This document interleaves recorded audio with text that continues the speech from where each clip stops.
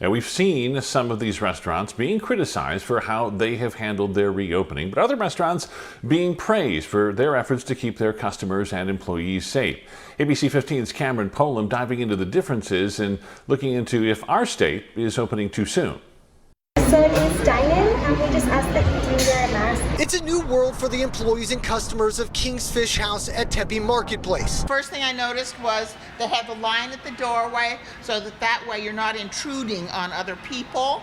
And then everybody's wearing masks, which I appreciate. Steps being taken to protect their two most important commodities, those who spend the money and those who help make it. We're at this table, and the table opposite us is empty. General Manager Michelle Stahley's daily tasks have changed. Now they include health screenings, staff meetings surrounding CDC guidelines, and constant training. So every day when they come in to work, we do a temperature check to make sure that their temperature is within the CDC guidelines.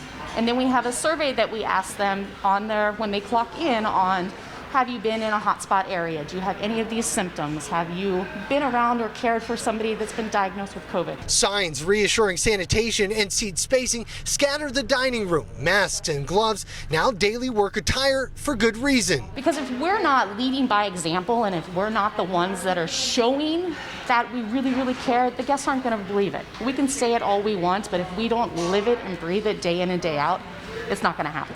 However, many wonder if the state is moving too fast. Dr. Anthony Fauci testified in front of senators today, warning what could happen if they do. My concern is that we will start to see little spikes that might turn into outbreaks. He says federal guidelines for reopening were given to each state to avoid having to shut down again if they choose to resume business. Go by the guidelines, which have been very well thought out and very well delineated. Phase 1 for reopening requires a downward trajectory of documented cases within a 14-day period, something state officials say we've met. However, because of how data is being reported, we can't verify their claim.